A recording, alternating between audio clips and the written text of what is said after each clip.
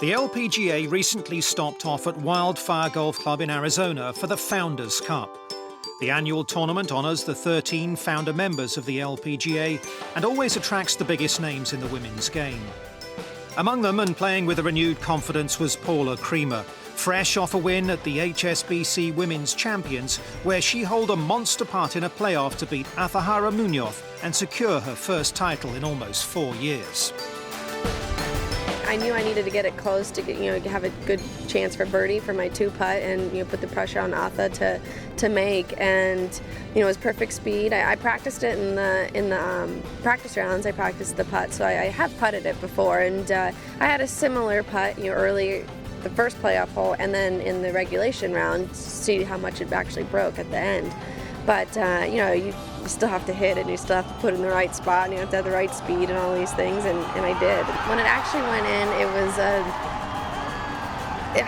you can see it in my face. It was just like, holy cow, where did it go?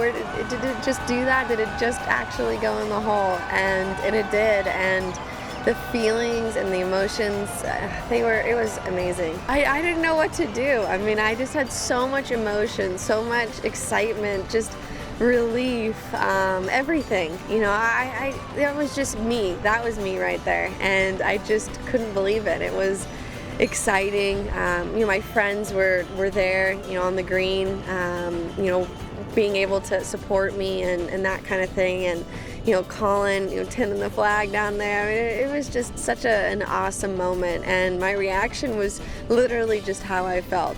And it was just pure, like almost adrenaline. Like I wanted to keep going and run around forever. It was a fun win. That was a fun one. But just being able to, have persevered for the last 3.5 years, almost 4 years, and when the Open comes around, and to have a putt like that and to make it, it's special. I mean, I will remember that for the rest of my life for sure. The victory and the manner in which she achieved it means Paula can look forward to the rest of the year with a renewed sense of optimism. And although she doesn't want to tempt fate, you sense she feels this could be a big season for her. I feel good. I'm just taking it, week by week. Continue working on my golf swing with my coach, David Wheeland, and just being able to, be in contention is all I ask for, and really not. Sticking to what I've been doing, and not just because you hit an errant shot or you don't make a putt or something like that, trying to go and search for things. That's my goal, is just to continue doing it. You're not going to hit everyone perfect.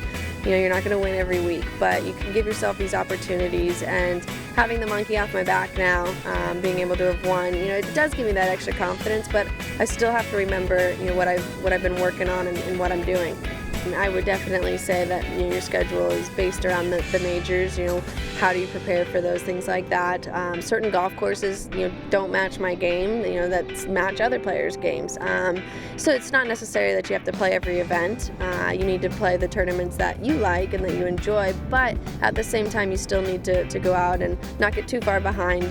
Just because you don't want to go somewhere. And that's never been the case for me. I've been pretty lucky with that. But now that we do have more events, you have to be a little bit more careful about how you plan your schedule for the year.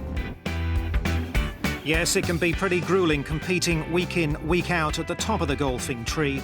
And Paula has her own rather unusual way of dealing with the pressures and demands on her time. She brings her dog out on tour with her. His name's Studley. He'll be 3 years old soon.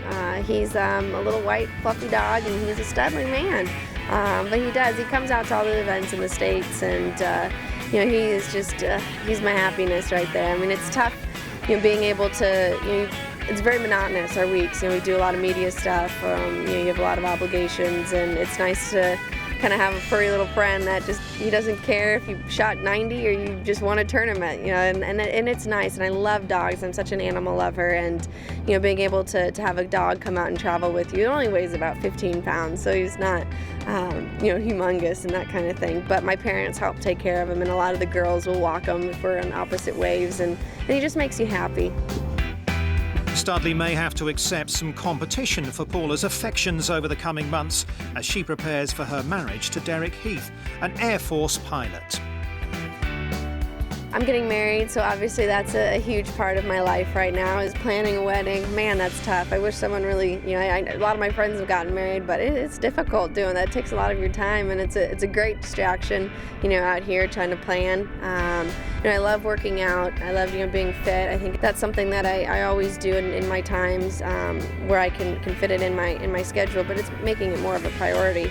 Being part of, my family, hanging out with my friends. I'm just like everybody else, but this life it's very demanding. It's very time sensitive. So you do have to kind of prioritize a lot of things, and really finding that balance. And right now that balance for me is at a pretty good level.